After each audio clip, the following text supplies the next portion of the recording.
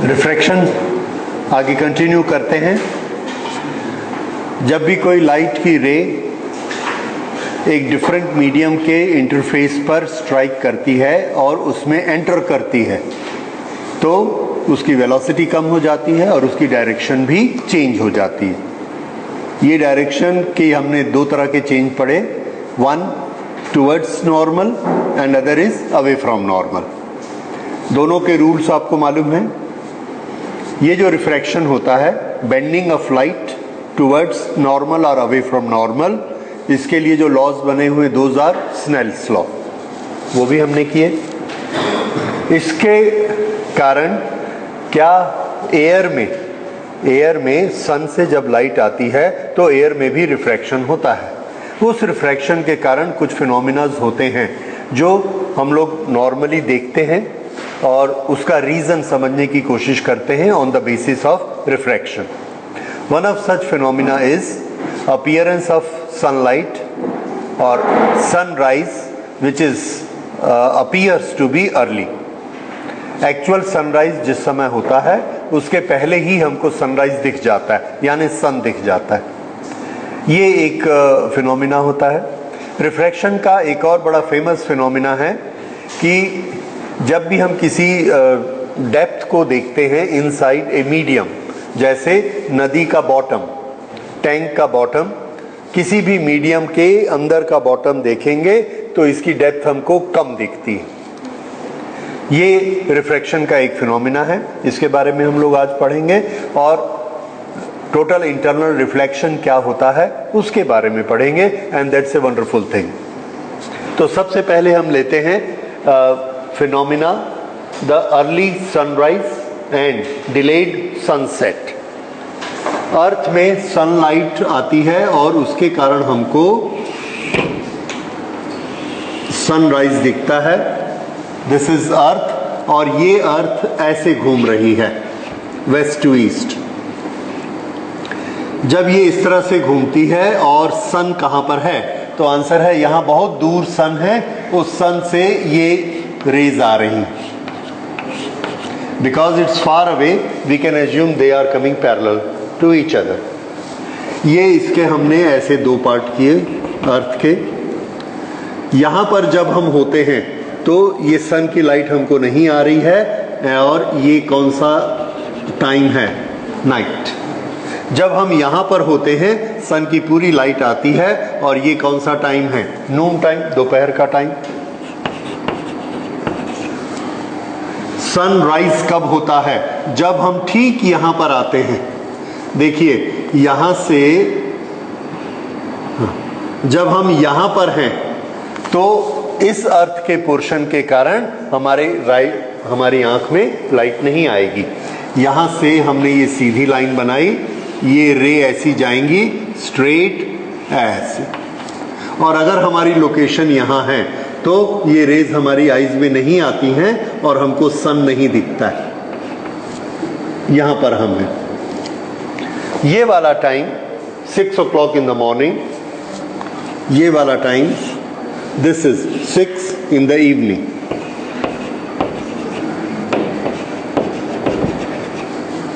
ये सनराइज का टाइम है और ये सनसेट का टाइम है।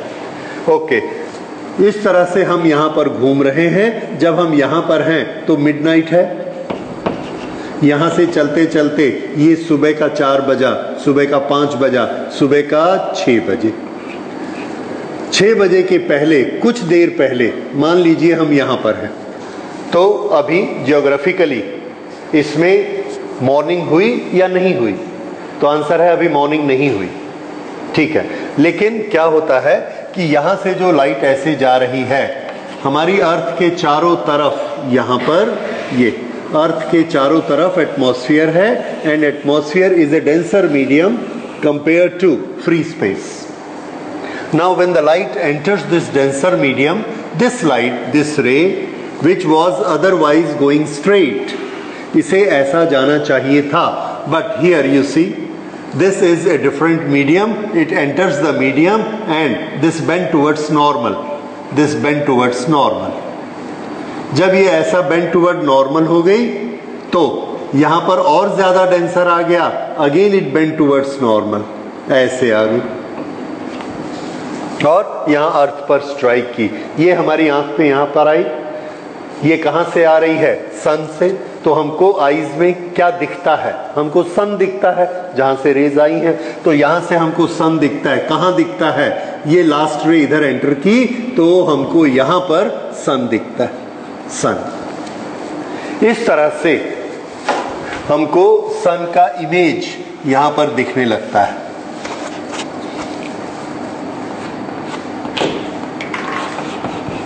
ये जबकि यहां पर है, और अभी ये जो इससे एक्चुअल मॉर्निंग की रे यहां आनी चाहिए थी, अभी नहीं आई है। ये वाली रे आई और यहां से ऐसा मुड़ी और ये मुड़ के हमारी आईज में आ गई और यहां पर हमको सन दिखने लगा बैक ट्रैक करके। तो हमें क्या अपीयर होता है कि सनराइज हो गया, सुबह हो गई। लेकिन अभी सुबह नहीं हुई है, सुबह यहां होगी। ये टाइम उससे थोड़ा सा पहले होता है, उससे पहले होता है। तो इसके लिए हमने क्या याद कर लिया? That sun appears to rise early. Appear to rise, actually sunrise यहां होना है। तो ये अपीयर टू राइज अर्ली, तो इसे हमने नोट कर लिया, सन अपीयर टू राइज अर्ली। ये ज्यादा जल्दी नहीं होता है, हार्डली 1 to 2 मिनट, बस इतना ही पहले वो हमको दिखना शुरू हो जाता है। इसी तरह से जब यहां से हमारी लोकेशन यहां चली गई तो हमारे लिए नाइट स्टार्ट हो गई। लेकिन हमारी लोकेशन यहां पर गई है, पर ये वाली जो सन की रेज हैं जो यहां से अभी ऐसे जा रही हैं, ये यहां से रिफ्रैक्ट होंगी। किधर? Towards normal, towards normal. अपना पुराना रास्ता छोड़ के टुवर्ड्स नॉर्मल, फिर यहां से टुवर्ड्स नॉर्मल और ये यहां पहुंच गई। सन की रे डायरेक्ट हमारी आंख में जा रही है, हमको सन दिखता है, ये सन। तो यहां पर आने के बाद हम ज्योग्राफिकली नाइट स्टार्ट हो गई है, पर हमको नाइट नहीं दिखती जब तक हमारी लोकेशन और अर्थ इतना घूम जाती है। 2 मिनट और तक अर्थ घूम गई, तब भी हमको सन दिखता रहता है। तो जब ये दिखना बंद होगा तब हम बोलेंगे सनसेट हो गया। लेकिन एक्चुअल सनसेट तो हो चुका, ये सनसेट बाद में ऐसा अपीयर होता है। So sun appears to rise early and set late. So sunset is delayed and sunrise appears to be early. ये दोनों फिनोमिना किसके कारण से होते हैं? Due to refraction.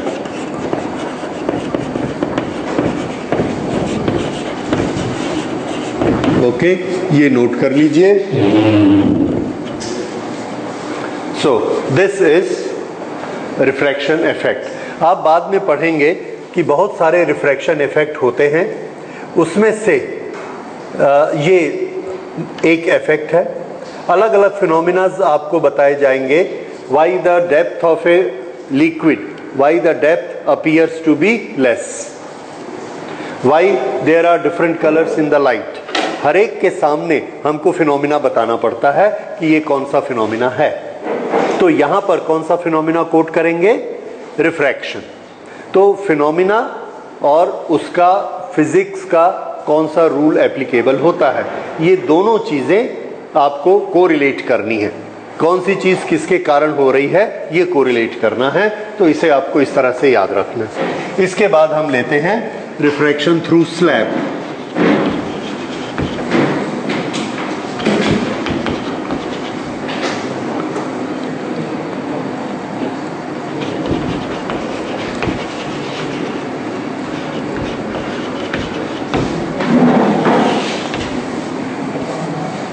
स्लैब की डेफिनेशन मैंने आपको बताई थी।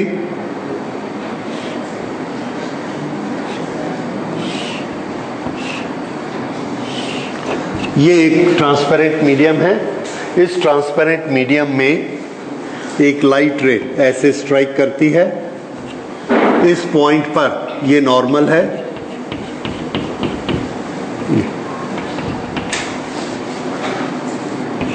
पी क्यू, ये एंगल ऑफ इंसिडेंस है आई, पी क्यू यहां स्ट्राइक करेगी, ये इसका सीधा रास्ता है, this will bend towards normal. क्यों? क्योंकि ये कैसा मीडियम है? डेंसर। तो यहां से लाइट रे बेंड हो जाएगी और बेंड होकर ये ऐसे चली गई टुवर्ड्स नॉर्मल। तो ये वाला एंगल कितना हुआ? इसका नाम हम क्या देते हैं? Angle of refraction R. यहां पर ये पहुंचती है, जब यहां पर पहुंचती है तो फिर से मीडियम चेंज होता है। रिफ्रैक्शन के लिए एक चीज याद रखिए कि रिफ्रैक्शन कहां पर होता है, लाइट कहां पर मुड़ती है, क्या ये दूसरे मीडियम में मुड़ती है या जिस जगह पर जंक्शन है, जहां इंटरफेस है, वहां मुड़ती है? तो आंसर है जहां इंटरफेस है सिर्फ वहां पर मुड़ेगी। एक बार जब वो दूसरे मीडियम में एंटर कर जाएगी तो फिर बिल्कुल स्ट्रेट लाइन में चलेगी। तो यहां पर स्ट्रेट लाइन में चल रही है, ये इंटरफेस आया, इंटरफेस पे मुड़ी और मुड़ने के बाद इसके अंदर फिर से स्ट्रेट चलेगी, ये स्ट्रेट चल के यहां पर पहुंचती है तो ये डेंसर मीडियम, ये रेरर मीडियम, फिर से इंटरफेस आया, फिर वहां पर बेंड होगी। और अब बेंड होने का रूल क्या है? Denser to rarer, it will move away, bend away from the normal. तो यहां भी हमको एक नॉर्मल चाहिए, हमने यहां नॉर्मल बना लिया। अब इस नॉर्मल में ये इस सीधे रास्ते पे जो ऐसे जा रही थी, इसको किधर मुड़ना चाहिए? अवे फ्रॉम दी नॉर्मल, और ये ऐसे मुड़ जाती है। जितना यहाँ पे टुवर्ड्स नॉर्मल मुड़ी थी उतना ही अवे फ्रॉम नॉर्मल मुड़ेगी। क्यों? क्योंकि जो पेयर यहाँ था एयर टू ग्लास, वही यहाँ पर है ग्लास टू एयर, इसलिए जितना एंगल अंदर उतना ही एंगल बाहर। तो यहाँ पर उतने ही एंगल से बाहर जाएगी। तो हम ये प्रूफ कर सकते हैं कि ये जो इसका ओरिजिनल रास्ता था,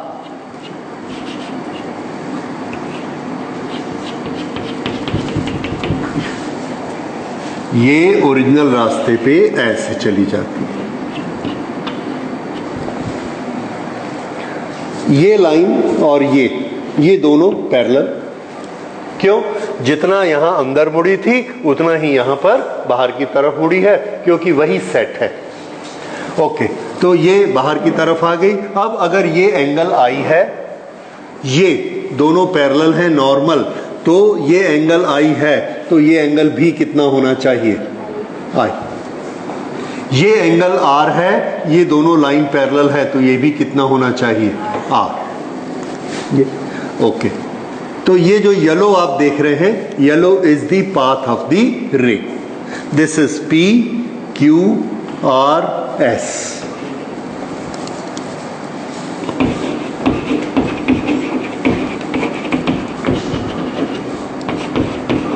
PQRS is the path of ray.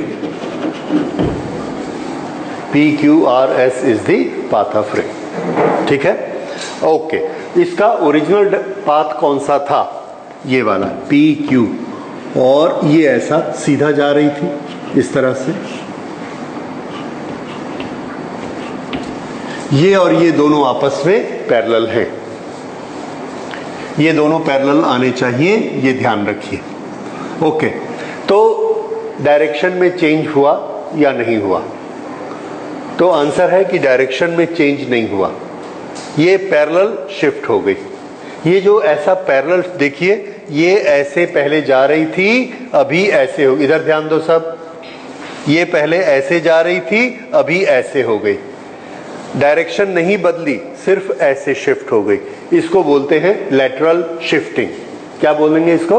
Lateral shifting. याद रखिए, तो ये शब्द याद रखना जरूरी है, लैटरल शिफ्ट। तो अपनी ओरिजिनल डायरेक्शन से शिफ्ट हो गई, अपने ही पैरेलल शिफ्ट हो गई। Direction no change.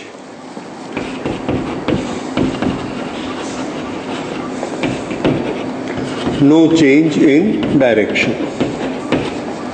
So we remember, in a slab there is no change in direction, but there is always a lateral displacement. Lateral shift. Okay, क्या इस लेटरल शिफ्ट को हम क्वांटिफाई कर सकते हैं कि कितनी शिफ्ट होती है और ये शिफ्ट किस किस पर डिपेंड करता है? तो पहले ना हम इस शिफ्ट को बनाते हैं कि शिफ्ट है कहाँ पर। तो इसका आंसर है ये है शिफ्ट, ये हमने बनाई ये लाइन। इसकी लेंथ ये हमको क्या बताती है कि ओरिजिनल डायरेक्शन से ये वाला इतना शिफ्ट हो गया। This is lateral shift. इसका कोई भी नाम दे देते हैं, P Q R S, let us call it M. So what is lateral shift? R M. This is lateral shift.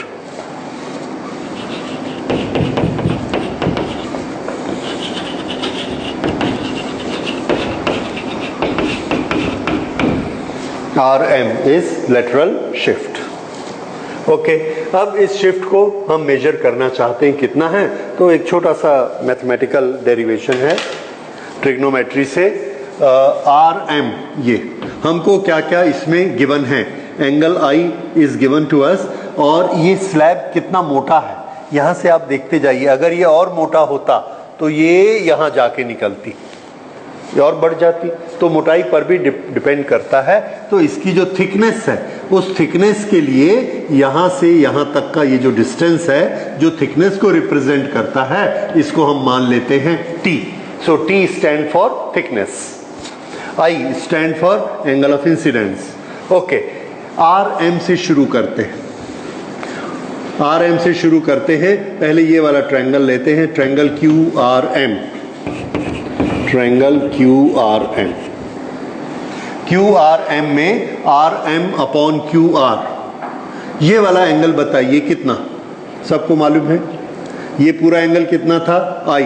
तो ये पूरा एंगल कितना है? I, उसमें से ये R गया तो क्या बचा? I minus R। ओके, इस I माइनस R का साइन बताइए। Sine I minus R is equal to RM upon Q से लेके R तक, QR। ये हो गया, समझ आया? इसका साइन परपेंडिकुलर अपॉन हाइपोटेनियस, ये आया। अब इसमें RM किसके बराबर हुआ? Therefore RM is equal to QR into sin I minus R। ये एक इक्वेशन, इसको यहाँ छोड़ते हैं। अब हम QR को कन्वर्ट करते हैं थिकनेस में। QR को कन्वर्ट कर दीजिए थिकनेस में, ये ट्रायंगल लेके QR, इसका कुछ नाम दे देते हैं N। In triangle QRN, in triangle QRN, sin R is equal to ना sin R, RN नहीं चाहिए हमको, T चाहिए। T चाहिए तो कौन सा लेना चाहिए ratio? cos। So we will take it as cos, cos R। cos R is equal to Qn, that is T, Qn upon QR। ये cos R आ गया। ओके, अब इसमें QR की वैल्यू हम निकालते हैं ताकि हम यहाँ रख सकें। तो यहाँ से QR इधर करिए, cos R को इधर करिए। Therefore QR is equal to Qn upon cos R। ये आ गया सेकेंड इक्वेशन। अब ये सेकेंड इक्वेशन की QR की वैल्यू फर्स्ट इक्वेशन में रख दीजिए। तो फर्स्ट इक्वेशन क्या बना? RM which is lateral displacement, RM is equal to QR, that is Qn upon cos R। Qn कितना है? T दिखता है, T upon cos R multiplied by sin I minus R। तो ये हमारा lateral displacement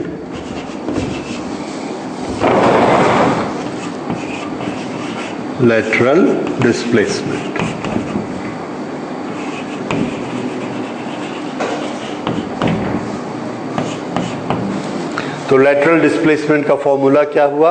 T sin I minus R upon cos R। इसको मैं थोड़ा और क्लियर लिख देता हूं।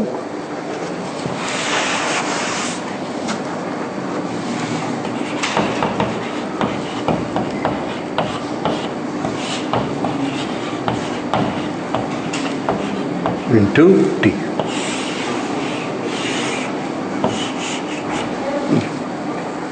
अब इस लेटरल डिस्प्लेसमेंट में किस पर ये डिपेंड करता है? कितना ज्यादा डिस्प्लेसमेंट होगा ये डिपेंड करता है T थिकनेस पर, ये डिपेंड करता है I पे। जितनी I की वैल्यू ज्यादा उतना साइन I माइनस R की वैल्यू ज्यादा। तो दो चीजों पर डिपेंड करता है, उसको नोट कर लेते हैं। Lateral displacement depends on number 1 thickness of slab, number 2 angle of incidence।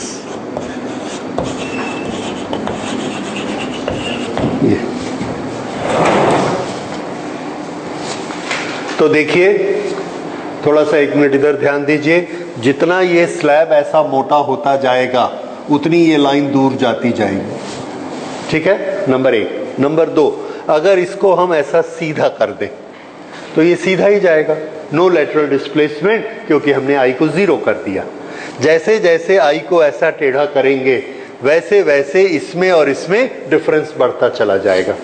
तो ये जो लेटरल डिस्प्लेसमेंट है, डिफरेंस का बढ़ना, ये इस पर डिपेंड करता है कि इसको हम ऑब्जेक्ट को कितना टेढ़ा रख के देखते हैं, number 1।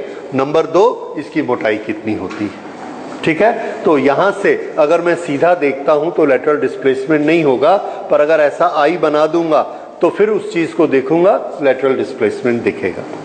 So this is refraction through slab. So what happens when light pass through slab? दो इफेक्ट आप क्या बताएंगे? दिस,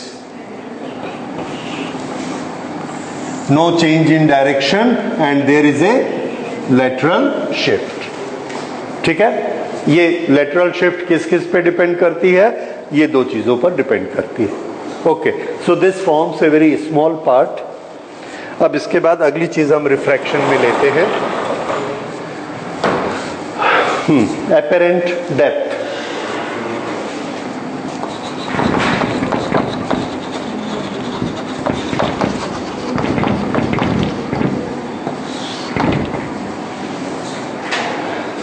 एपेरेंट डेप्थ किसी भी लिक्विड में, ट्रांसपेरेंट लिक्विड में जब हम अंदर नीचे देखते हैं तो उसका बॉटम हमको दिखता है।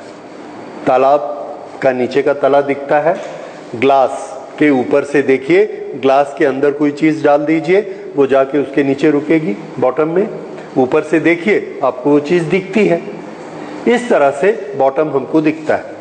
अगर तालाब का पानी रुका हुआ है और तालाब के नीचे पत्थर हैं तो हमको ऊपर से दिखते हैं, तालाब के नीचे रेत है हमको ऊपर से दिखती है। तो कोई भी ट्रांसपेरेंट मीडियम में ऊपर से हम देखते हैं तो हमको नीचे का बॉटम दिखता है।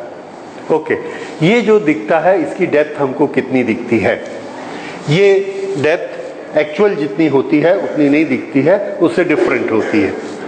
तो ये हम निकालेंगे कि ये डेप्थ कितनी होती है। ये हमारे पास किसी टैंक में लिक्विड भरा हुआ है।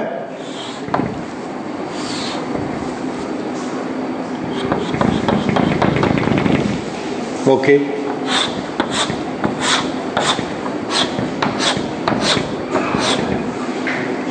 इसकी कुछ डेप्थ है। लेट अस से दिस डेप्थ इज D। यहां पर एक ऑब्जेक्ट रखा है लिक्विड के अंदर और इसको हम देखना चाहते हैं बाहर से। यहां से हम देखना चाहते हैं तो यहां से हम अपनी आंख नीचे की तरफ रखेंगे। उस आंख में रेज आनी चाहिए। इमेज कहां बनेगी? जहां कम से कम 2 रेज जिधर से आती हुई दिखेंगी। ओके, तो यहां से यहां पर हमने आंख को सेट किया और इधर से हम इसको देख रहे हैं। देखिए दो रेज कैसी आती हैं। एक यहां से हम मानते हैं कि एक रे सीधी गई, सीधी रे हम इसलिए लेते हैं कि उसमें किसी भी तरह का रिफ्रैक्शन नहीं होता, मुड़ती नहीं है। तो यहां से ये एक रे जाती है, ये स्ट्रेट, ये इस तरह से विदाउट एनी बेंडिंग। ये हम सब ने पढ़ा है कि अगर एंगल ऑफ आई 0 है, sine I upon sine R is equal to mu refractive index. अगर आई 0 कर दिया हमने, 0, म्यू की कुछ भी वैल्यू हो, फिर से देखिए mu into sine R is equal to sine I. अगर आई को 0 कर देंगे तो ये कितना हो गया, sine R. Sine R is equal to 0 upon mu. अगर एंगल ऑफ इंसिडेंस 0 हो गया तो ऑटोमेटिकली साइन आर भी कितना हो गया, 0। और किस एंगल का साइन 0 होता है, 0 का, तो इसीलिए आर भी कितना होगा, 0। इसका ये मतलब है कि यहां पर नॉर्मल के साथ अगर ये 0 एंगल बनाता है तो ऊपर में भी नॉर्मल के साथ कितना बनाएगा, 0। ये लिक्विड है, यहां पर ये नॉर्मल है, यहां से रे, इंसिडेंट रे ऐसे आती है। बताइए ये इंसिडेंट रे नॉर्मल के साथ कितना एंगल बनाती है, 0। इसलिए रिफ्रैक्टेड रे भी कितना बनाएगी, 0। ये रिफ्रैक्टेड रे ऐसा, ये रिफ्रैक्टेड रे यहां पर आई तो ये भी 0 बनाती हुई है। अब इसको देखकर हमने फिनोमिना, इसका रिजल्ट याद कर लिया। क्या रिजल्ट है, any incident ray which is normal to the surface will enter the surface without any refraction. वो सीधी की सीधी अंदर चली जाती। ये याद रहेगा तो देख लीजिए, अगर आप इसे नोट करना चाहते हैं तो नोट कर लीजिए, पर आगे के लिए याद रखिए, जब भी इंसिडेंट रे सरफेस के नॉर्मल आएगी तो बिना रिफ्रैक्शन के अंदर जाएगी। पूरी क्लास 12 पढ़ने के बाद में स्टूडेंट्स मेरे से पूछते कि सर इसमें रिफ्रैक्शन नहीं हुआ, तो आंसर है रिफ्रैक्शन हुआ, लेकिन चूंकि साइन आई 0 है इसलिए आर की कैलकुलेशन की तो आर भी 0 आया। तो दोनों को 0 0 रखा तो ये रिजल्ट आया। पर रिफ्रैक्शन हुआ तो रिफ्रैक्शन क्या हुआ, तो आंसर है कि ये लाइट जब इस मीडियम में गई तो इसकी स्पीड कम हो गई, स्पीड कम हो गई। रिफ्रैक्शन क्या होता है, स्पीड का कम होना, और अगर लाइट रे टेढ़ी है तो बेंड हो जाना। तो स्पीड तो कम हुई है, पर चूंकि लाइट रे टेढ़ी नहीं है, आई की कोई भी वैल्यू नहीं है, इसलिए आर हमको नजर नहीं आता है। दैट्स राइट, लेकिन रिफ्रैक्शन हुआ। ओके, तो ये एक छोटा सा चीज आप याद रख सकते हैं। When I is equal to 0, R is equal to 0, and it will go undeviated, undeviated.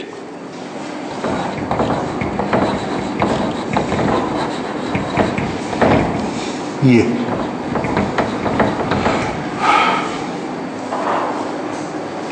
अच्छा, ये सबने नोट कर लिया। अब वापस इस पर आते हैं।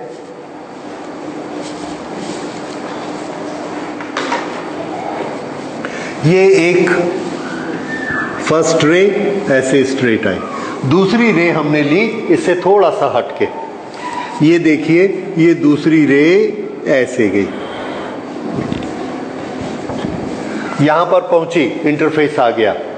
इंटरफेस पर ये अपनी डायरेक्शन से डिफ्रैक्ट हो जाएगी और रिफ्रैक्ट होके कोई भी एक तरफ मुड़ेगी। अब मुझे बताइए, ये डेंसर है, ये रेयर है, तो इसको किधर मुड़ना चाहिए, अवे फ्रॉम दी नॉर्मल। तो हमें नॉर्मल यहां बनाना पड़ेगा। तो ये नॉर्मल, इसके पैरेलल हमने ये बनाया, दिस इज नॉर्मल। अब ये इसकी स्ट्रेट डायरेक्शन ऐसी इसको जाना चाहिए था, ऐसे, लेकिन ये क्या करेगी, it will bend away from the normal. Away मतलब इस तरफ, तो ये यहां से ऐसे अवे फ्रॉम द नॉर्मल ऐसे बेंड हो गई। ठीक है, ओके। ये हमारी आईज में एंटर कर गई। अब हमारी आईज में एक ये रे जा रही है और ये दूसरी रे जा रही है, दो रे की। तो आई को ये ऑब्जेक्ट कहां पर दिखेगा, उसको जहां से ये दोनों रे आ रही हैं वहां पर दिखेगा। और इमेज बनाने का तरीका हमने क्या सीखा है, दोनों को बैक ट्रैक करो, इसको इधर बैक ट्रैक किया आंख ने और आईज ने इसको इधर बैक ट्रैक किया लाइक दिस, और ये यहां आकर ये आईज को क्या लगता है कि यहां पर एक पॉइंट है आई, यहां से ये रे आ रही है और यहां से ये रे आ रही है, क्योंकि आंख को मोड़ना नहीं आता, इसलिए यहां पर क्या बना, इमेज। ये कौन था, ऑब्जेक्ट। इस ऑब्जेक्ट का इमेज यहां पर बना। इमेज किससे बनाना है, जो दो रेज फाइनली आई में एंटर करती हैं उसको बैक ट्रैक करके इमेज बनाना है। ये दोनों रेज इसमें एंटर की, इसको बैक ट्रैक किया, यहां इमेज बन गया। ऑब्जेक्ट यहां रखा था, यहां इमेज बन गया। अब ये बताइए कि पानी की सरफेस से ये ऑब्जेक्ट की एक गहराई है, इमेज की एक गहराई है, दोनों में अंतर आ गया। There is a difference between the two. आंख को क्या लगता है कि नीचे का ऑब्जेक्ट रेत है, पत्थर है, जो भी है, कहां रखा हुआ है, ओ पे की आई पे? हाँ, आंख को क्या दिखता है, यहां रखा है, ये एक्चुअल यहां पर रखा है। तो ये जो डिस्टेंस है इसको हम बोलेंगे रियल डेप्थ, और यहां से यहां जो है इसको बोलेंगे this is apparent depth. Let's call it A, apparent depth, और ये वाली रियल डेप्थ। ये दो चीजें डी और ए। अच्छा, अब हमको इनके रिलेशन निकालने। इस लिक्विड का रिफ्रैक्टिव इंडेक्स म्यू है। अब यहां ओ से ये रे निकल कर जाती है, नॉर्मल के साथ जो इसका एंगल बनता है उसका नाम हम क्या देते हैं, आई, एंगल ऑफ इंसिडेंस। ऊपर जाकर ये ऐसा मुड़ी और ये वाला एंगल जो नॉर्मल के साथ बनेगा इसको क्या बोलेंगे, एंगल ऑफ रिफ्रैक्शन, आर। ये आर है और ये आई है। आई और आर सबको पहचान में आ जाएंगे। अच्छा, उसके बाद ये वाले जो दो पॉइंट हैं इनके भी हमने नाम दे दिए, let's call them P and Q. अच्छा, अगर ये एंगल आई है तो ये दोनों लाइन पैरेलल हैं, ये ट्रांसवर्सल, ये आई, तो ये एंगल भी कितना होगा, आई। उसी तरह से ये दोनों पैरेलल लाइन है, ये ट्रांसवर्सल है, ये एंगल आर है, तो ये एंगल भी कितना हुआ, आर। तो ये छोटा सा एंगल आई और ये वाला एंगल आर, ये बराबर हो गए। ओके, अब हम इसमें स्टार्ट करते हैं कैलकुलेशन। देखिए, म्यू, किसका म्यू, मोड़ने का काम कौन कर रहा है, ये है मीडियम 1 लेट अस से एयर, ये है मीडियम 2 लेट अस से ग्लास। तो मोड़ने का काम कौन कर रहा है, ग्लास या एयर? कुछ समझ आ रहा है भाई? मोड़ने का काम कौन करता है, जो दूसरी सरफेस के पार जो होता है। ये इंसिडेंट रे गई और इसने इसको ऐसा मोड़ दिया, ये कौन है, एयर। तो रिफ्रैक्टिव इंडेक्स किसका, एयर का, और रे कहां से आई, ग्लास से। तो इसको हम क्या लिखेंगे, mu of air with reference to glass, with respect to glass. ये sine I upon sine R. ये निशानी याद रखिएगा कि आई हमेशा कहां होता है, इस मीडियम में, पहले वाले में हमेशा आई होता है, दूसरे वाले में हमेशा आर होता है। ठीक है, okay. Sine I upon sine R, mu A G, this is equal to sine I, ये वाला आई, इसका साइन लीजिए। कोई राइट एंगल ट्रायंगल ढूंढिए जिसमें ये एंगल ट्रायंगल आता हो। कहां है, पी क्यू ओ, पी, ये दिखता है, इसमें ये आई आया है, ये राइट एंगल है, तो इसका साइन बताइए। साइन आई क्या होगा, perpendicular upon hypotenuse. This is P Q upon Q O divided by sine R. इसका साइन बताइए, P Q upon Q I.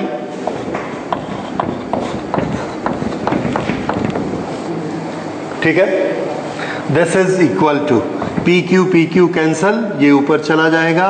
This is Q I upon Q O, Q I upon Q O, ऐसा आ गया। ठीक, ये है refractive index of air with reference to glass. अगर मैं इसको निकालना चाहूं, रिफ्रैक्टिव इंडेक्स ऑफ ग्लास और मीडियम, इसको ग्लास, वाटर, इसकी जगह हम लिखते हैं मीडियम, ताकि लिक्विड होगा तो भी ठीक है, ग्लास होगा तो भी ठीक है। Okay, a medium. अब मैं इसको लिखता हूं mu of medium with respect to air, तो ये कितना होगा बताइए, ये आप पढ़ चुके हैं। अगर इसको म्यू को हम पलट दें तो ये 1 अपॉन म्यू के बराबर हो जाएगा, तो ये भी उल्टा हो जाएगा। So this will be O Q divided by I Q, ये उल्टे हो गए दोनों। This is refractive index of medium with reference to air. Now this is equal to O Q, O से क्यू और आई से क्यू, आई से Q. Now if Q is very close to P, देखिए ये Q is very close to P, तो हम ये देखते हैं कि ये जो QO की लेंथ है ये PO की लेंथ के बराबर हो जाएगी। देखा, QO की लेंथ PO की लेंथ के बराबर हो जाएगी, तो हम उसको वैसा कंसीडर कर लेते हैं। That is if P and Q are close to each other, then refractive index of medium with reference to air is equal to PQ upon, this will be OP and this will be IP। Q की जगह क्या लिख देना है, P, तो OQ को क्या लिखना है, OP, OQ को OP, OP divided by IQ, IQ इसको लिखना है IP, IP।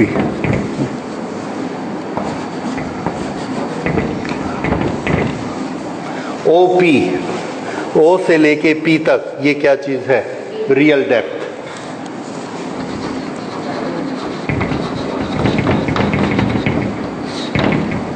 IP apparent depth, ये हमारा म्यू का फॉर्मूला आया। ठीक है, अब बताइए दोनों में छोटा कौन है, एपरेंट डेप्थ की real depth? Yes,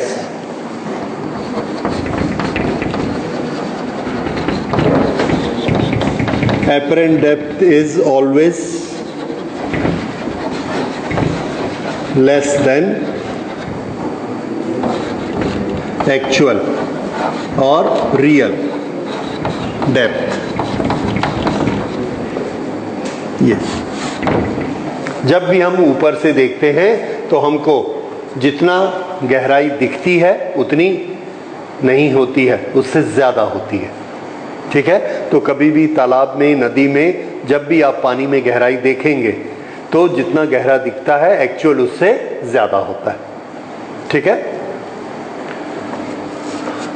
so real depth is always more.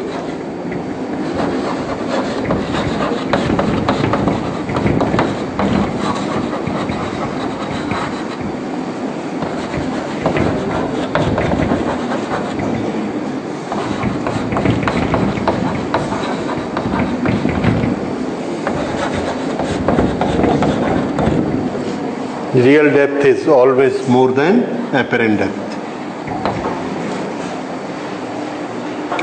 और इसी के बेसिस पर हमको अलग अलग तरह के न्यूमेरिकल्स भी पूछे जाते हैं और आप बना सकते हैं उसको। कुछ एग्जाम्पल हम लेते हैं इसका एक। हाँ, इस सम को पढ़िए और बनाइए।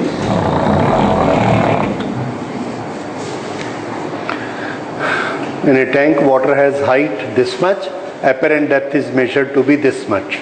What is refractive index of water? क्या फॉर्मूला लिखेंगे? Yes, real depth upon apparent depth.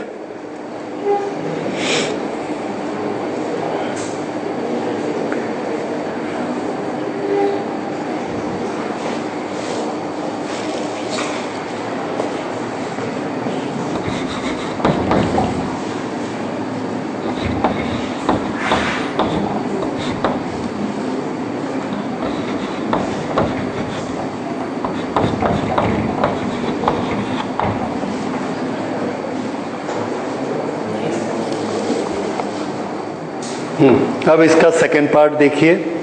If water is replaced by liquid this, second part कैसे बनेगा? हमको क्या निकालना है? रियल डेप्थ तो वही रहेगी, एपेरेंट डेप्थ बदल जाएगी। तो एपेरेंट डेप्थ का फॉर्मूला क्या होता है? यहां से हम देखते हैं apparent depth is equal to real depth upon mu. तो यहां से हम फिर से एपेरेंट डेप्थ निकालते हैं। Apparent depth is equal to real depth. Real depth कितनी है? 12.5 अपॉन म्यू। अभी म्यू कितना है? 1.63। ये कितनी आ गई है? इसको निकाल कर देखिए। 12.5 अपॉन 1.63 है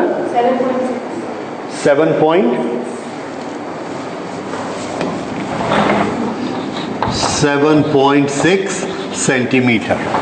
तो पहले इमेज कहां बन रही थी? 9.4 पे एपेरेंट डेप्थ। अब इमेज की एपेरेंट डेप्थ कितनी है? 7.6।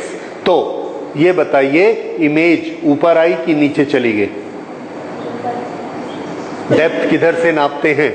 यहां से हम डेप्थ नापते हैं। पहले डेप्थ कितनी थी? 9.4। अभी डेप्थ कितनी हो गई? 7.6। तो इमेज कहां आ गई? और ऊपर आ गई। ठीक है। So answer, image move up by कितना ऊपर आ जाएगी? 9.4 minus 7.6। This is equal to 1.8 centimetre. तो इमेज कितनी ऊपर आ जाएगी? 1.8 सेंटीमीटर। ठीक है। इस पूरे क्वेश्चन को देखिए, दो बार आपने यूज किया। एक बार म्यू की वैल्यू निकाली और एक बार इमेज कितनी ऊपर आएगी इसको निकाला। ठीक है। तो ये अभी हमने पढ़ा एपेरेंट डेप्थ, रियल डेप्थ, ये क्या होता है। और हमने स्टडी किया कि स्लैब में से जब लाइट पार होती है तो उसकी डायरेक्शन चेंज नहीं होती, लेकिन अपनी जगह से वो थोड़ा सा हट जाती है। अब इसके बाद हम एक नया फिनोमिना पढ़ते हैं, and that is total internal sine I upon sine R, that is refractive index of rare medium. अब अगर मैं इसमें आई की वैल्यू को इंक्रीज करके एक दूसरी रे यहां से भेजता हूं, ये वाला 1 था तो ये भी 1 था। अब ये वाला एंगल नंबर 2, तो अगर ये आई बढ़ गया तो आर का क्या होगा? बढ़ेगा कि कम होगा? बढ़ेगा। तो ये आर यहां से ऐसे चला गया। दिस इज रिफ्रैक्टेड रे नंबर 2, दिस वाज नंबर 1। अब इसको और ज्यादा हमने बढ़ा दिया, ये यहां कर दिया। अब हम क्या देखते हैं? ये आर और ज्यादा बढ़ गया, नंबर 3। अब और हमने आई को बढ़ाया, ये थोड़ा थोड़ा करके ऐसा बढ़ाया कि ये वाली रे जो है ये बिल्कुल सरफेस के साथ साथ आ गई। ये एक पर्टिकुलर केस आ गया जब वो बिल्कुल सरफेस के साथ हो गई। ये सरफेस है। अब ये आर इतना था, ये आर इतना, ये आर इतना और ये वाला आर इतना। तो ये वाला जो आर है, ये आर कितना हो गया 90 डिग्री। इस कौन सी रे के लिए? रे नंबर 4। और यहां पर ये वाला एंगल एक पर्टिकुलर एंगल है जिसके लिए एंगल ऑफ रिफ्रैक्शन कितना हो गया 90। अगर ये एंगल इससे छोटा होगा तो आर 90 नहीं होगा, और अगर इससे बड़ा होगा तो क्या होगा? अगर हम इसको, इस रे को अब यहां की बजाय यहां से भेजते हैं ऐसे, अब ये और भी बड़ा हो गया, रे नंबर 5। अब नंबर 5 कहां जाएगी? तो आंसर है कि और मुड़ेगी, और मुड़ेगी तो अब ये डेंसर मीडियम इसके अंदर ही आ जाएगी, तो ये अंदर आ गई।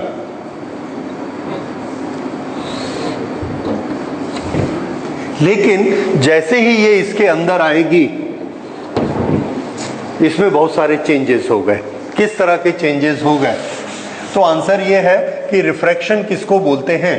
रिफ्रैक्शन ट्रांसमिशन को बोलते हैं। जब लाइट एक मीडियम से दूसरे मीडियम में जाती है और ये लाइट इस मीडियम में गई और इसी मीडियम में आ गई, तो ये अब रिफ्रैक्शन नहीं है।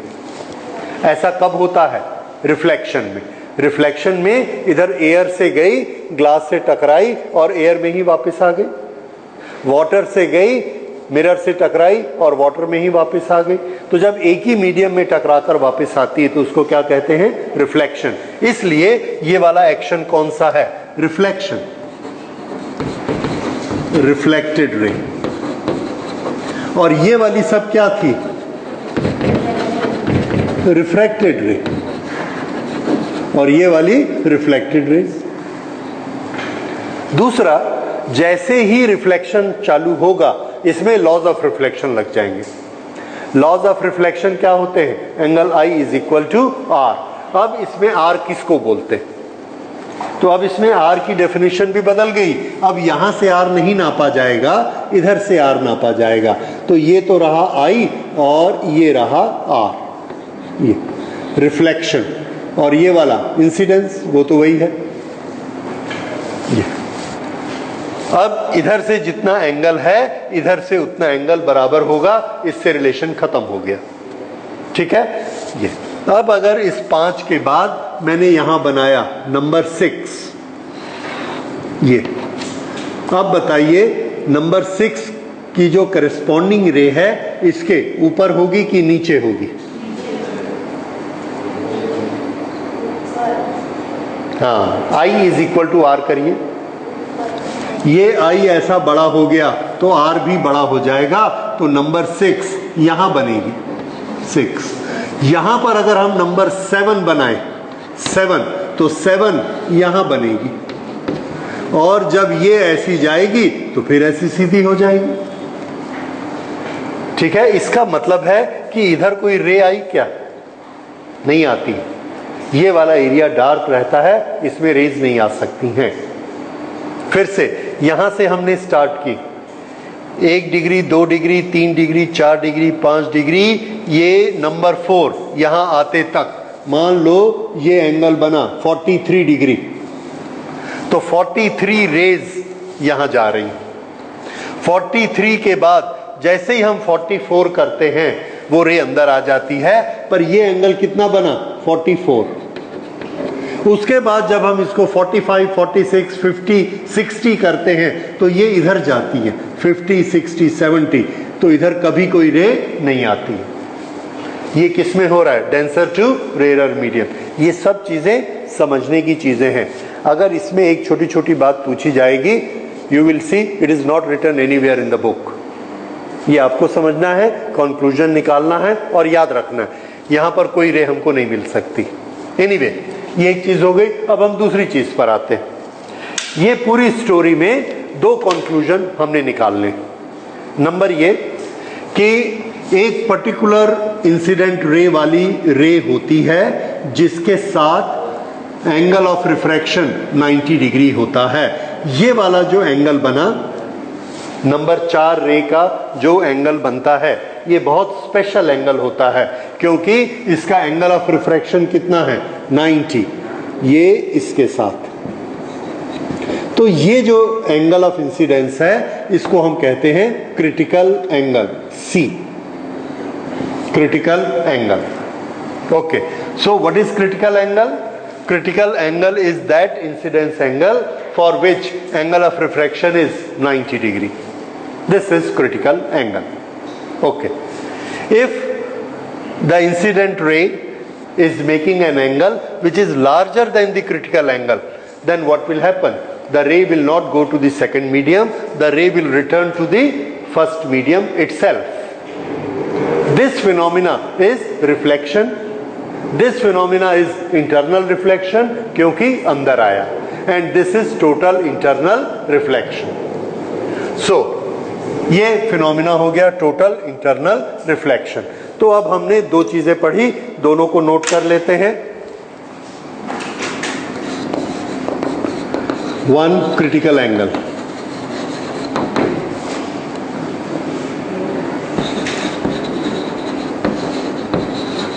When light travel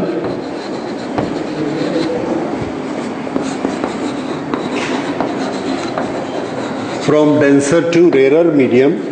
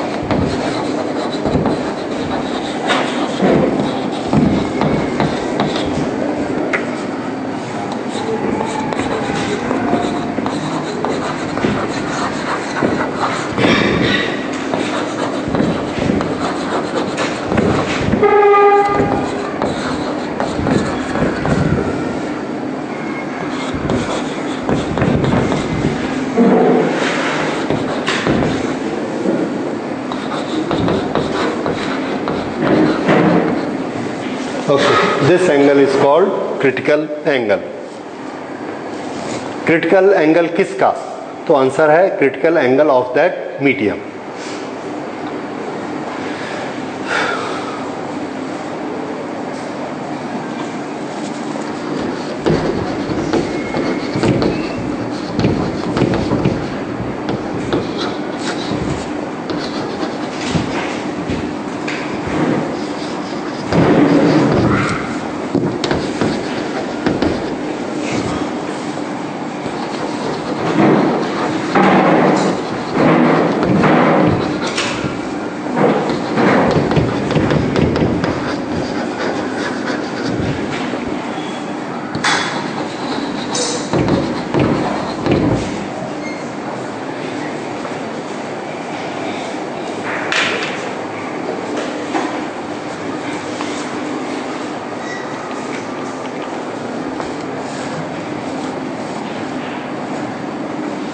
और इसका सिंबल हमने बनाया capital C. Okay,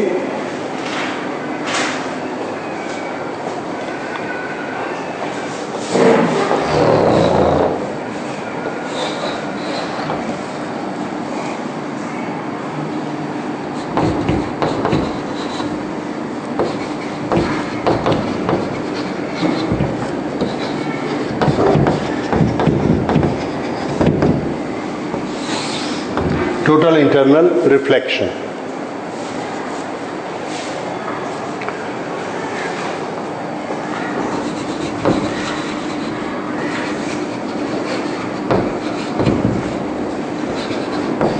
When angle of incidence is larger than critical angle,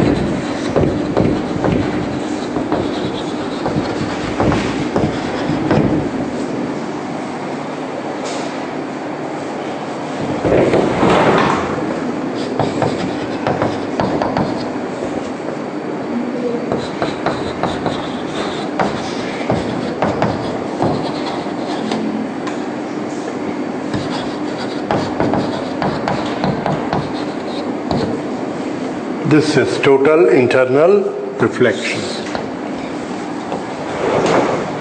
तो ये दोनों डेफिनेशन, क्रिटिकल एंगल और टोटल इंटरनल रिफ्लेक्शन, ये डेफिनेशन इनकी नोट करिए।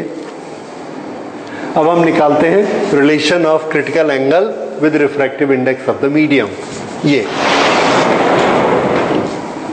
देखिए, refractive index of rarer medium with reference to denser medium is sine I upon sine R. ये ठीक है? इसको मैं फिर से लिखता हूं यहां पर, sine I upon sine R यहां ले लेते हैं।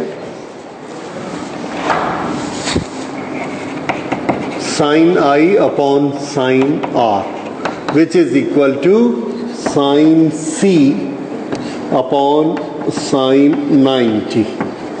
एंगल ऑफ रिफ्रैक्शन कितना हो चुका है? 90। उस समय हमने आई का नाम क्या रख दिया? C. So sine I upon sine R is equal to sine C upon sine 90। ये किसका रिफ्रैक्टिव इंडेक्स है? सेकंड का या फर्स्ट का? मोड़ने का काम सेकंड कर रहा है। So this is refractive index of second medium with या refractive index of denser rarer medium with reference to denser. मोड़ने का काम कौन कर रहा है? रेयरर। और सी किस में होगा? रेयरर में। ये आपको रिलेशन बताया था। साइन आई ऊपर वाले ये मोड़ने का काम करता है और यहां का साइन वहां रहेगा। ये आ गया। अब साइन 90 की वैल्यू कितनी होती है? 1। We will write it 1। तो ये क्या आ गया? Mu is equal to sine C. पर ये किसका म्यू है? एयर का, रेयरर मीडियम का। हमको म्यू चाहिए डेंसर मीडियम का, तो इसको पलट देते।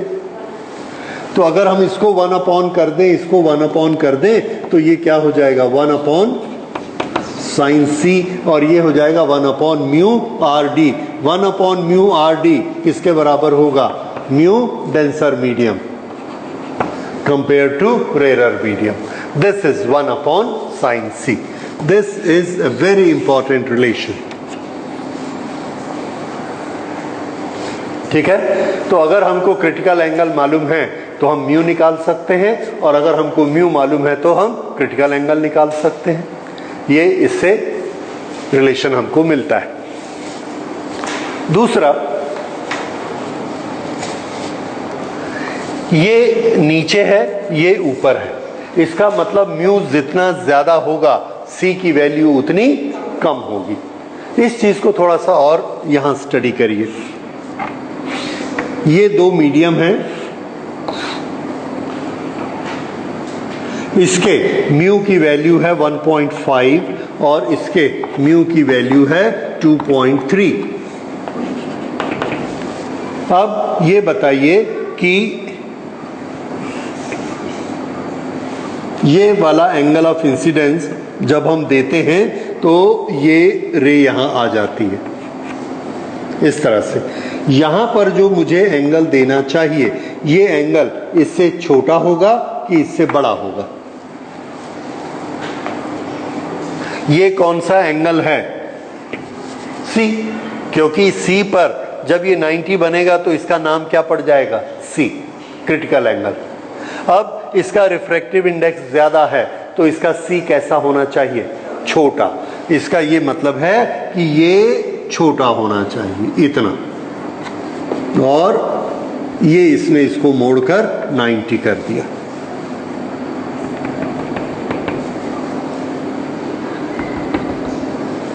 बताइए किसने ज्यादा मोड़ा? पहले ने कि दूसरे ने?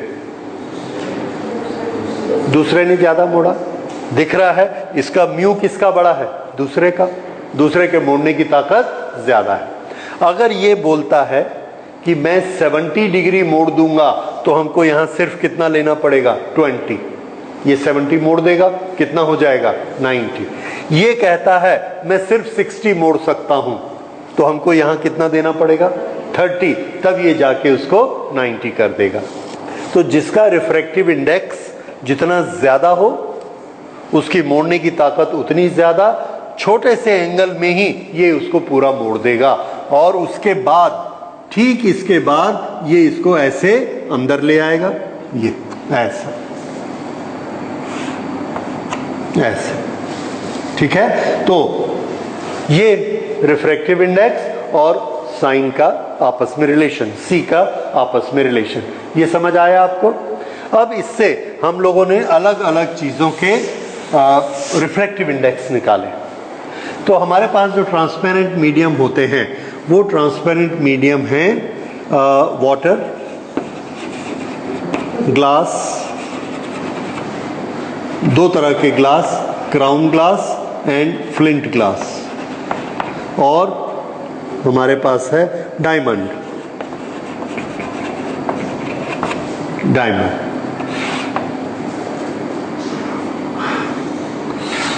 इन सब के म्यू की भी वैल्यू एक होती है और सबके सी की भी वैल्यू होती है।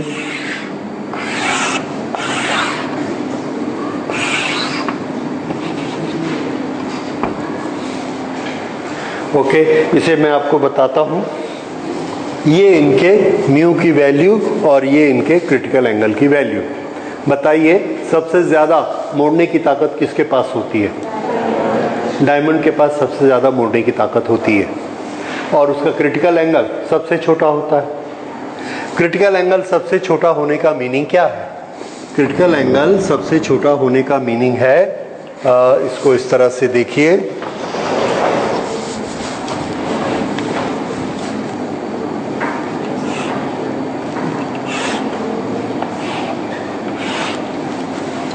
ये ग्लास है, ग्लास 41 डिग्री,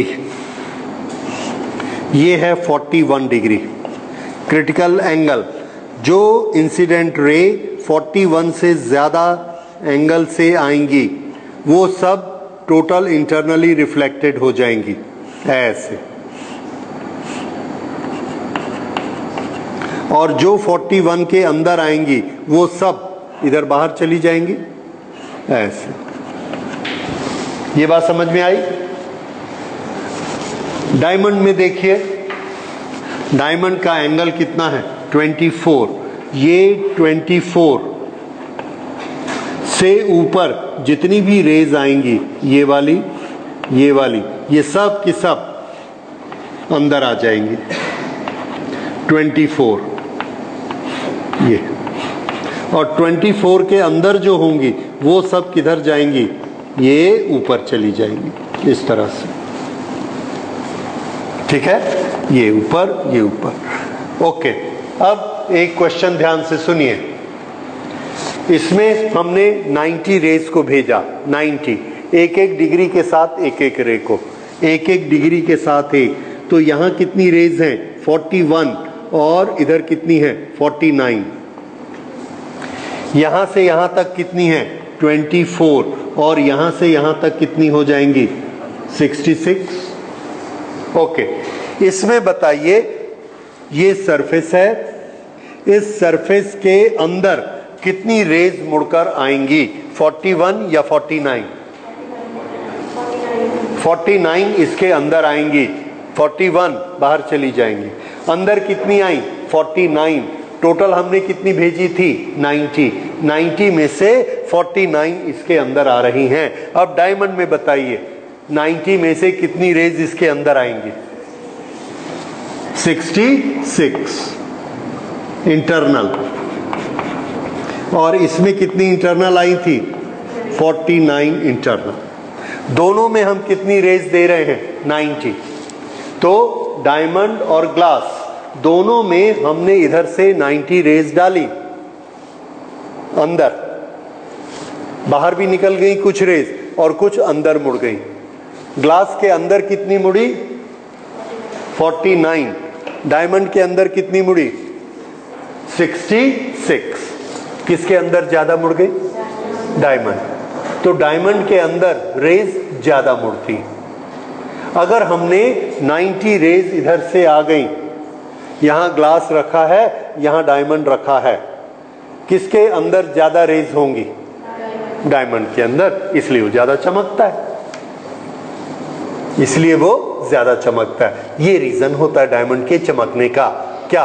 उसका रिफ्रैक्टिव इंडेक्स ज़्यादा होता है और उसका क्रिटिकल एंगल कम होता है, तो उसके अंदर ज़्यादा रेज ट्रैप हो जाती हैं। उसके बाद हम डायमंड की कटिंग इस तरह से करते हैं, कटिंग उसकी हेक्सागोनल या इस तरह से करते हैं, ऐसे एंगल बनाकर स्पेशली ये, ताकि कोई रे ऐसी आए इसका एंगल 24 से ज़्यादा हो जाए तो ये ऐसे आ जाएगी रिटर्न। फिर यहाँ पर ऑटोमेटिकली ये एंगल 24 से ज़्यादा हो जाएगा, ऐसे ऐसे ऐसे ऐसे, नीचे ऊपर, सब तरफ ये ट्रांसमिट होती रहेगी, बाहर नहीं निकल पाएगी। So the light will be trapped inside the diamond, इसलिए डायमंड चमकता है। तो डायमंड चमकने के दो रीज़न क्या हैं? It's critical angle is small because its refractive index is more, number one. Number two, it is cut in such a way, ये वाले एंगल हम ऑब्ट्यूस बना देते हैं ताकि ये वाले एंगल भी कैसे बने, बड़े बड़े, and it always remain more than the critical angle. Critical angle से बड़ा होता है तो टोटल इंटरनल रिफ्लेक्शन ऐसे हो जाता है। So this is phenomena of total internal reflection. Total internal reflection के फिनोमिना के बहुत सारे एप्लीकेशंस हैं। कुछ तो हमको नेचर में total internal phenomena, total internal reflection दिखता है। नेचर में जो हमको टोटल इंटरनल रिफ्लेक्शन के फिनोमिना दिखते हैं, उसमें हम लोगों ने क्लास 10th में भी पढ़ा हुआ है, पहले भी पढ़ा हुआ है। What is that? No, not rainbow formation. और बोलिए, चीजों का उल्टा दिखना, जहां पानी नहीं है वहां पानी दिखना। Yes, that is mirage. Mirage, mirage में क्या होता है? जहां सूखी जगह होती है वहां हमको पानी दिखता है। ऐसा क्यों दिखता है?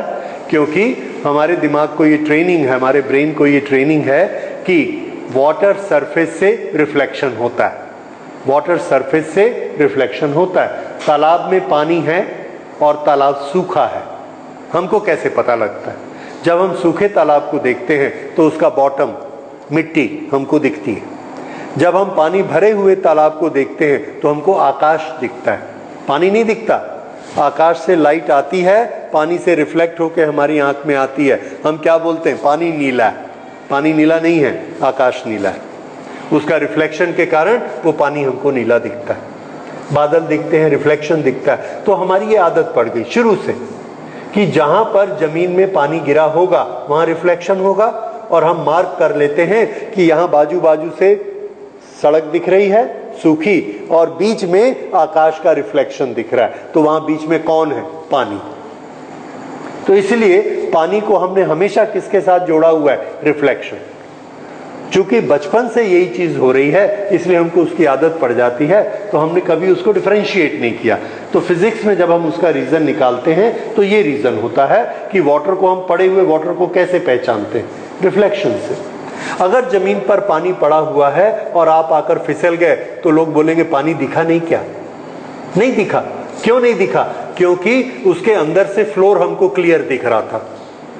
उस पानी ने छत को रिफ्लेक्ट नहीं किया, क्या दिखाया? अंदर के फ्लोर को, तो हमको वो पानी नहीं दिखता।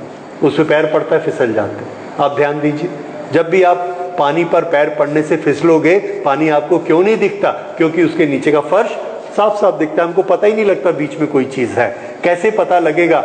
जब वो छत को रिफ्लेक्ट करेगा, जब वो आकाश को रिफ्लेक्ट करेगा, तब हमको पता लगेगा कि वहां पर पानी है। ओके, ये चीज होती है मिराज में।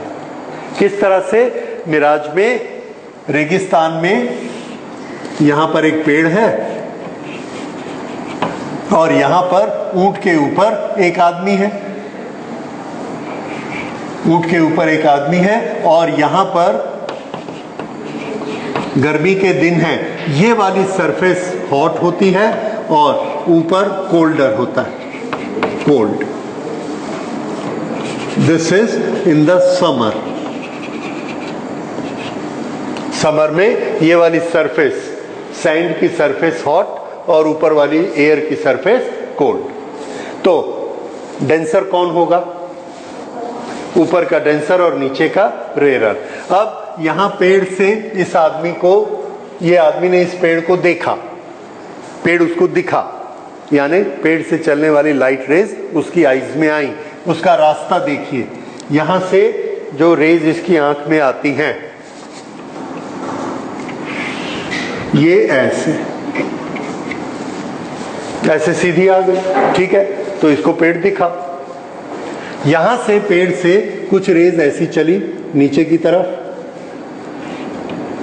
ये जो इधर आ रही हैं यहां पर डेंसर मीडियम है, यहां रेयरर, यहां रेयरर, यहां rarer. Rare denser to rare आने से क्या होगा, it will bend away from the normal. ये रहा नॉर्मल और ये अवे फ्रॉम द नॉर्मल मुड़ जाती है, यानी ऐसे मुड़ जाती है ये। उसके बाद और रेयरर मीडियम आया और ज्यादा रेयरर हो गया, this will bend away from the normal, और इस तरह से इसका एंगल टोटल इंटरनल रिफ्लेक्शन के लिए रिक्वायर्ड क्रिटिकल एंगल से भी ज्यादा हो गया। अब ये वापस मुड़ जाएगी और इस तरह से मुड़ते हुए ये ऑब्जर्वर की आईज में चलेगी। ये टोटल इंटरनल रिफ्लेक्शन हुआ। अब यहां से ऐसे ही मान लीजिए एक दूसरी रे आती है, वो इसके साइड में आती है और जाते हुए ये भी ऑब्जर्वर की आईज में इस डायरेक्शन में एंटर करेगी। अब इस ऑब्जर्वर ने देखना है कि उसको ये ऑब्जेक्ट कहाँ दिखता है, तो उसकी इमेज के लिए इसने बैक ट्रैक किया।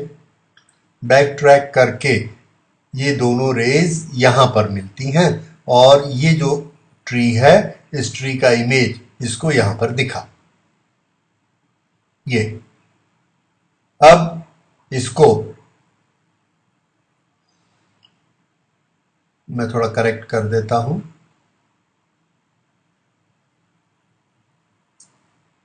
ये दो रेज आईज में जाती हैं और इनको बैक ट्रैक करने से ये दोनों पीछे मिलकर यहां पर इमेज बनाती हैं।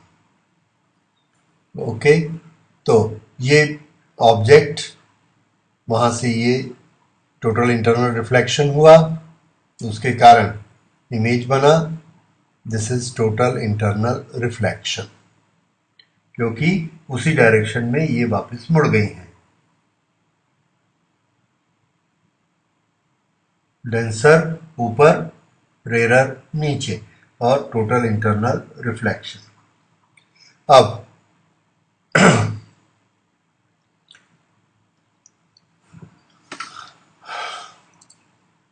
इस तरह से एक उसको ऑब्जेक्ट दिखता है, सरफेस पर इमेज दिखती है, तो उसे ये लगता है ऑब्जेक्ट है, इमेज है, तो यहाँ पर पानी है।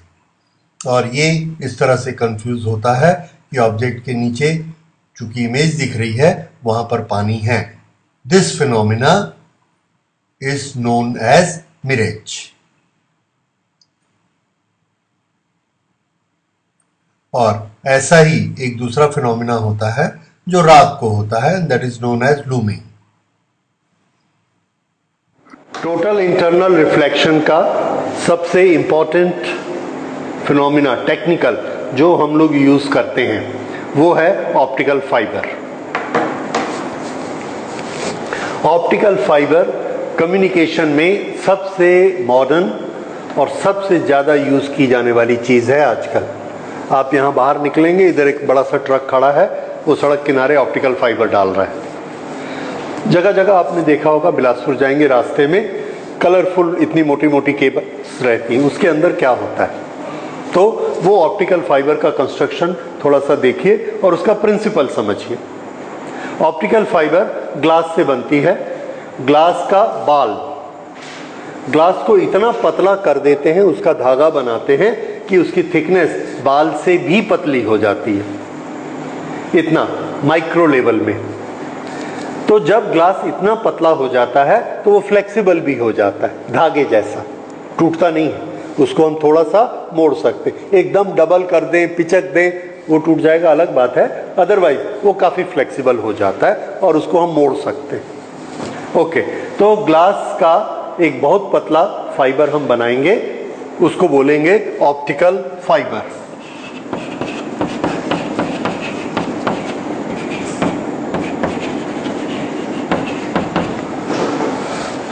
इस ऑप्टिकल फाइबर में ये ऐसे ग्लास। अब ग्लास की जगह आजकल हम दूसरी चीजें भी यूज करते हैं। प्रॉपर्टी क्या होनी चाहिए? It must be transparent. Okay, ये अब इस ग्लास को जब हम बहुत पतला कर लेते हैं, फिर इस ग्लास के ऊपर एक दूसरी लेयर दूसरे ट्रांसपेरेंट मटेरियल की लगाते हैं। वो दूसरे ट्रांसपेरेंट की लेयर इसके ऊपर, एक ग्लास की ट्यूब के ऊपर एक दूसरी ट्यूब हमने चढ़ा दी। वो एक दूसरा ट्रांसपेरेंट मीडियम है जो कि ऐसे आ गया। इसकी स्पेशलिटी ये रहती है, इसकी स्पेशलिटी ये रहती है कि इसका रिफ्रैक्टिव इंडेक्स कम होता है ग्लास के कंपैरिजन में। ग्लास का रिफ्रैक्टिव इंडेक्स ज्यादा, इसका रिफ्रैक्टिव इंडेक्स कम। ओके, अब अंदर की सरफेस के बारे में देखिए। ये रही ग्लास की सरफेस, ग्लास, और इसके ऊपर ये दूसरा है मीडियम 2। ये वाला मीडियम कैसा है? Rare plastic. ये डेंसर और ये रेयर। यहां से एक लाइट की रे हमने ऐसे भेजी। ये ग्लास है डेंसर, ये रेयर। यहां से हम एक लाइट की रे भेजते, जानबूझकर हम ऐसे भेजते, इस तरह से भेजेंगे। ये इंटरफेस आया, इंटरफेस पे नॉर्मल बनाया, ये एंगल आई बना, और ये एंगल आई बहुत बड़ा है। ग्लास के लिए हमको क्रिटिकल एंगल कितना चाहिए? तो आंसर है ग्लास के लिए हम वैल्यू याद रखेंगे। क्राउन ग्लास 41 याद रखिए। कितना? 41। अगर एंगल 41 से बड़ा हो गया तो रे बाहर नहीं जाएगी, अंदर ही मुड़ जाएगी। ठीक है, बार बार इसकी जरूरत पड़ेगी। ये एंगल हमने तो बहुत ही ज्यादा दे दिया, 80 इज गुड इनफ। 80, 85 इतना तक इसको एंगल को देते हैं। अब ये अगर एंगल होगा तो ये वाला डेंसर टू रेयर है तो बाहर नहीं जाएगा, क्या करेगा? अंदर ही मुड़ जाएगा ऐसे। अब ये इसके अंदर मुड़ गया और ऐसे चलते गया, चलते गया, चलते गया, यहां पहुंचा। फिर से यहां हमने नॉर्मल खींचा, यही रेयर इधर भी है, रेयर। यहां पर फिर एंगल कैसा बना? More than the critical angle. तो ये फिर क्या हो गया? ऐसे मुड़ गया, ऐसे मुड़ा, आगे जाके फिर ये सिचुएशन आई, फिर ये सिचुएशन आई, फिर ये सिचुएशन आई। तो हम क्या देखते हैं कि ये रे कहां है? ग्लास के अंदर ही अंदर है, बाहर जाती ही नहीं है, अंदर ट्रैप हो गई उसके, और ऐसे चलते जाएगी, चलते जाएगी, चलते जाएगी, बहुत दूर तक चली जाएगी। क्यों? एक चीज मैं पहले आपको बताना भूल गया कि इस तरह का जो रिफ्लेक्शन होता है उसमें एनर्जी लॉसेस बहुत कम होते हैं। देखिए, रिफ्लेक्शन दो तरह से हो सकता है। एक, रे ऐसे गई, एयर में जा रही है, सामने मिरर है, मेटल का मिरर। मेटल एक डेंसर है। हाँ, इधर ध्यान दीजिए, रेयर से जा रही है, डेंसर से टकराई, मिरर से टकराकर रिफ्लेक्ट हो गई। ये हमारा नॉर्मल रिफ्लेक्शन है। दूसरा रिफ्लेक्शन ये वाला किस में से जा रही है? डेंसर में से। सामने कौन पड़ा? रेयर। और ये टकरा कर वापिस नहीं हुई, यहां कोलिजन नहीं हुआ। तो क्या हुआ? ये ऐसे गई, ये ऐसा फिसली, और ऐसा तैरते हुए ऐसे आ गई फिसल के। पानी में ऐसे हम ऊपर तक गए, देखे ऊपर हवा है, ये ऐसे ही वापस आ गए। जो आदमी पानी में तैर रहा है, पानी के मॉलिक्यूल्स को हिट कर रहा है, क्या एयर के मॉलिक्यूल उसको हिट कर सकते हैं? आंसर है नो, क्योंकि एयर उससे बहुत हल्की होती है। फिर से लाइट के फोटोन एयर में ट्रेवल कर रहे हैं, सामने मेटल का मिरर मिल गया, वो डेंसर होता है। जब ये ऐसे जाएंगे तो डेंसर तो हिलेगा नहीं अपनी जगह से, ये इसको रिफ्लेक्ट करेगा, हिट बैक करेगा, एक्शन को रिएक्शन देगा, और ये इसको मुड़ना पड़ेगा। कुछ एनर्जी लॉस हो गई। लेकिन अगर ये डेंसर में से जा रहा है, वाटर में से जा रहा है, और सामने हवा आ गई, तो ये अपनी मर्जी से मुड़ गया। हवा में इतनी ताकत नहीं होती कि जो चीज पानी के अंदर से आ रही है उसको वो टक्कर देके रिएक्ट करके वापस कर दे, क्योंकि एयर के पार्टिकल हल्के होते। तो ये जो चीज टोटल इंटरनल रिफ्लेक्शन में रिफ्लेक्ट हुई, इसको एनर्जी खर्च करने की जरूरत नहीं पड़ी, क्योंकि इसकी तो जोरदार टक्कर हुई नहीं, सामने एयर थी। समझ आ रहा है? सामने सॉलिड होगा तो टक्कर होगी, कोलिजन होगा। अगर सामने सॉलिड नहीं है, एयर है, तो कोलिजन नहीं होगा। फिर भी रिफ्लेक्शन हो गया तो एनर्जी लॉस किसमें ज्यादा? सॉलिड वाले में एनर्जी लॉस ज्यादा, जो कि हमारा रेगुलर रिफ्लेक्शन होता था। और ये वाला रिफ्लेक्शन जिसको हम टोटल इंटरनल रिफ्लेक्शन कह रहे हैं, इसमें कोलिजन नहीं हुआ, ऐसे ही स्लिप होके आ गया, तो यहां पर एनर्जी लॉसेस नहीं होते। टोटल एनर्जी किसमें वापस मिलेगी हमको? ये वाले में, जिसमें डेंसर टू रेयर जा रहा है और ऐसे फिसल के वापस आ गया, पूरी की पूरी एनर्जी इसके पास है। और अगर सामने सॉलिड मिरर से टकरा के आता तो कुछ एनर्जी लॉस होती। तो जब टोटल इंटरनल रिफ्लेक्शन होता है तो एनर्जी का क्या होता है? तो आंसर है पूरी एनर्जी रिफ्लेक्ट हो जाती है। क्योंकि पूरी की पूरी एनर्जी, टोटल एनर्जी वापस आती है, इसलिए हम उसके साथ शब्द लगाते हैं टोटल। उसी मीडियम में वापस आता है, इसलिए क्या शब्द लगाते हैं? इंटरनल। और जो उस मीडियम में वापस आता है उसको रिफ्लेक्शन कहते हैं कि refraction? So this is reflection. इसलिए इस फिनोमिना का नाम क्या है? Total internal reflection. तो एक छोटा सा सेंटेंस, एक छोटा सा question, in the phenomena of total internal reflection what total stands for? तो आंसर है total stands for energy. What is reflected? Energy is reflected in total. Internal means what? In the same medium. Reflection means angle of incidence is equal to angle of reflection, that process. समझ में आया? इसीलिए पूरे phenomena का नाम क्या है? Total internal reflection. Okay, वापस आते हैं इस पे, ऑप्टिकल फाइबर। ये आपने देखा ऑप्टिकल फाइबर, इस तरह से ये इसकी एनर्जी रहती है और ये आगे आगे आगे चलता जाता है। अब देखिए यहां पर एक छोटी सी चीज, ये एंगल हमने कितना दिया था? 90, सॉरी 80, 85, जबकि हमको जरूरत कितनी थी? 50, 60, बहुत ज्यादा जरूरत नहीं थी, फिर भी हमने इतना दे दिया। तो अगर हम इसको थोड़ा सा टेढ़ा भी कर देते हैं तो भी इस फिनोमिना में कोई फर्क नहीं पड़ता। अब हमने एक ऑप्टिकल फाइबर ली और उस ऑप्टिकल फाइबर को ऐसे मोड़ दिया, ये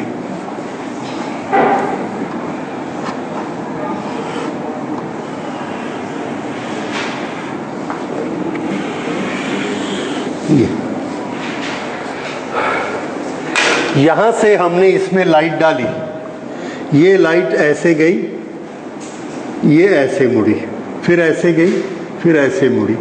तो आप देख रहे हैं कि जहां पर ये स्ट्राइक करती है, कर्वेचर वहां पर कुछ भी नहीं मिलता हमको। यहां पर तो ऐसा लगता है कि ये लाइन सीधी है, इसलिए ये बड़े आराम से ऐसे रिफ्लेक्ट होते चले जाती है।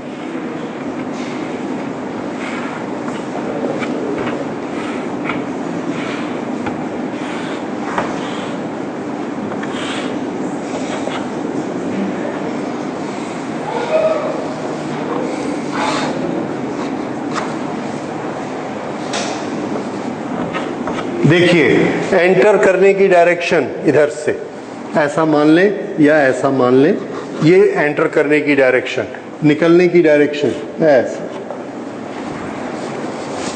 मुड़ गई 90 डिग्री से। हम जितना चाहे इसको मोड़ सकते हैं, 180 डिग्री पे मोड़ सकते हैं। ये फ्लेक्सिबल केबल है, तो इस केबल को हमने ऐसा घुमाया, तो हमने किसको घुमा दिया? लाइट को। तो देखिए, जिस तरह से आप पानी को घुमा सकते हैं उस तरह से आप लाइट को भी घुमा सकते हैं। जैसे वहां पर छत के ऊपर हमने छेद किया, बाकी छत के ऊपर मकान बना हुआ है, उस छेद में से सनलाइट आ सकती है, लेकिन हमको सनलाइट उस कमरे में चाहिए, तो हमने वहां एक ऑप्टिकल फाइबर लगाया, ऑप्टिकल केबल लगाया, ऐसे केबल लाए, ऐसा घुमाए, वहां ले जाके ऐसे छोड़ दी। अब उस कमरे के अंदर देखते हैं हम, ये चमक रहा है, कहां से आई लाइट, ऐसा घूम के आ गई। तो इस तरह से हम लाइट को अपने मन मर्जी की डायरेक्शन में बेंड कर सकते हैं। ये केबल हमने डाली और इसको ऐसा ऐसा ऐसा बाहर रास्ते से ले गए, 4 जगह ऐसा मोड़ते मोड़ते चांपा तक ले गए, वहां से घुमा के रायपुर तक ले गए। अब यहां पर खड़े होके हम ऐसे टॉर्च जलाते, रायपुर में एक जन देखता है टॉर्च ऐसे उसको दिखती, वहां पर दिखती। और यही चीज हम यूज करते हैं टेलीफोन में। This is how telephony works on optical fibre. ये वाले जो यहां पर हम सिग्नल देते हैं, ये सिग्नल अभी हम आगे जाके पढ़ेंगे, डायोड से देते हैं, एलईडीज से देते हैं। छोटे छोटे एलईडीज आपने देखे हुए हैं, वो एलईडीज लगातार ऐसा करते रहते हैं और उनमें कोड छिपे रहते हैं कंप्यूटर के। कंप्यूटर आप लोगों ने पढ़ा है, उसमें कोड रहता है 010101, yes no yes no, light dark light dark light dark, वही कोड यहां से देते हैं। और यहां पर रायपुर में एक कंप्यूटर है, वो उसको रीड करता है और उसको साउंड में कन्वर्ट कर देता है। और ये पूरा ट्रैवल हम किससे करते हैं? ऑप्टिकल फाइबर से। ऑप्टिकल फाइबर के बहुत सारे बेनिफिट होते हैं, कम्युनिकेशन में हम लोग इसको पढ़ेंगे। ऑप्टिकल फाइबर किस चीज का बना रहता है? ऑप्टिक यानी ग्लास का बना रहता है। और ग्लास किसका बना रहता है? सिलिका। सिलिका क्या होता है? रेत या मिट्टी। अदरवाइज जो हम सिग्नल भेजते, करंट भेजते, कॉपर यूज करते। कॉपर बहुत महंगा होता है कंपेयर टू सिलिका। रेत से तो कॉपर बहुत महंगा होगा, तो ये बहुत उससे सस्ते होते हैं। हालांकि इसकी टेक्नोलॉजी अभी थोड़ा महंगी है, इसलिए शुरू में ये थोड़ा महंगे होते हैं, बट दिन ब दिन ये सस्ते होते जाते हैं। दूसरा, इसके अंदर करंट ट्रेवल नहीं करती, इसके अंदर लाइट ट्रेवल करती है। इसलिए करंट ट्रेवल करने से जितने नुकसान होते थे, इसमें कोई भी नहीं होते, क्योंकि इसमें करंट है ही नहीं, इसमें तो लाइट ट्रेवल करती है। इस तरह से इसके बहुत सारे बेनिफिट हैं। लाइट की फ्रीक्वेंसी बहुत ज्यादा होती है और एक पतला सा बाल बराबर ऑप्टिकल फाइबर एक टेलीफोन कनेक्शन अपने साथ कैरी कर सकता है विदाउट एनी डिस्टरबेंस। एक उंगली के बराबर अगर हम इसमें फाइबर डाल देंगे, 1 2 3 4 ऐसे इकट्ठे कर लिए, तो ये इतनी सी केबल के अंदर 100 टेलीफोन के कनेक्शन होते हैं। इतने ज्यादा इसकी विड्थ होती है, बैंड विड्थ। और लाइट की बैंड विड्थ बहुत ज्यादा होती है, तो ब्रॉडबैंड कनेक्शंस ऑप्टिकल फाइबर में हमको बहुत ज्यादा मिलते हैं, क्योंकि इसका फ्रीक्वेंसी रेंज बहुत बड़ा होता है। लाइट की फ्रीक्वेंसी आपको मालूम है, it's a very large frequency, तो इसीलिए उसमें सिग्नल भी बहुत से होते हैं। तो ऑप्टिकल फाइबर हमको बहुत सारे बेनिफिट देती है, that will study in communication. But ये किस फिनोमिना पे काम करती है? This is on the phenomena of total internal reflection. So this is all about total internal reflection. So we close it today.